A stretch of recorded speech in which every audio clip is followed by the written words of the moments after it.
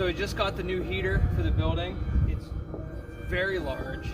I don't know if I can do this or not, but I'm going to attempt to get it out of the box onto a hand truck, into my trailer, and then down to the building. We don't have a garage door at the building yet, so I'm gonna have to get this thing on its side so that I can get it through a man door. Otherwise, it's gotta stay in my garage or in my driveway for the next 2 months or so.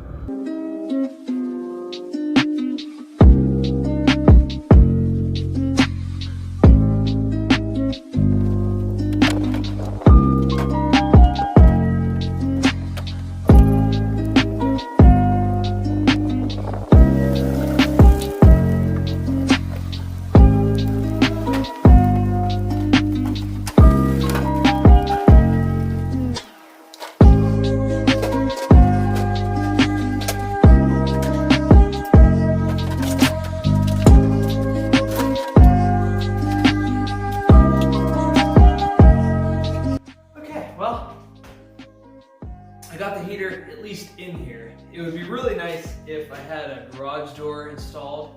We're working on that. It would also be nice if I had a forklift. We do not have one of those here yet. So, heater's in the building. This thing should be big enough to heat the entire building. It's rated for 225,000 BTUs. I did the calculations for this size of building and the climate that we're in, and it should be 180,000 BTUs, should be more than adequate, so I've got a little extra capacity there. So yeah, it should work out really well. I can't really hang the heater until we've done at least some amount of demolition work.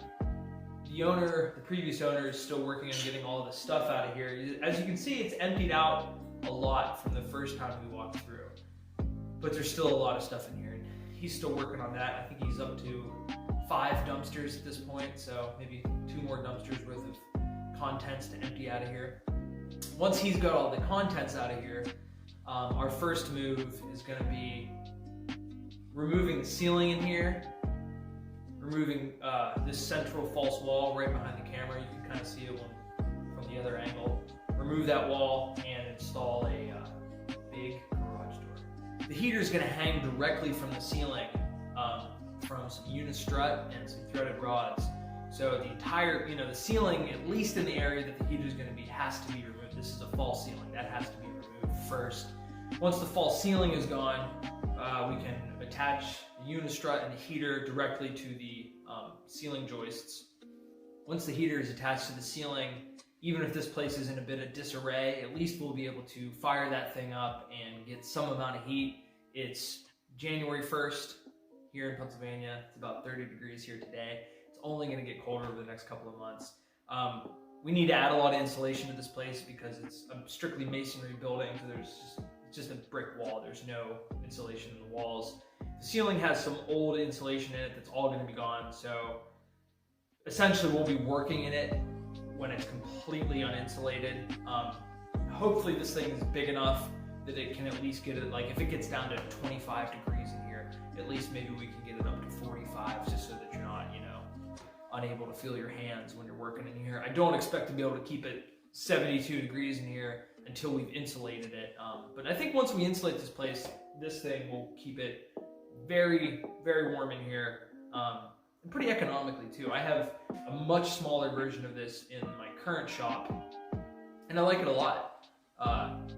The natural gas bill is not exorbitant, and I keep it very warm in my shop. To be fair, it's really well insulated in there, but I found it to be pretty efficient. The other consideration is I gotta get a vent put in for this, so it vents with a double wall stainless steel 5-inch vent pipe.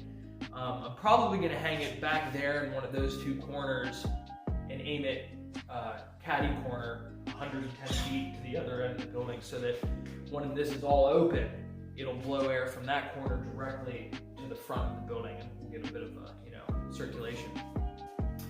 But that means I gotta figure out where I'm gonna put that vent. I would prefer not to go through the roof because it's a rubber roof, and I'm not real familiar with those. I know that it's not super hard. You drill a hole, you put the pipe up through, and there's like a hot boot. It's called a hot boot. It's like a silicone flange that goes around the pipe, and then you glue and I think probably screw or nail that down to the rubber. We could do that, or we could go through the masonry.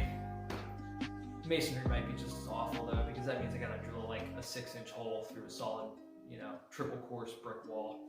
But anyways, hopefully we'll have heat here soon. Thanks for following along on the journey.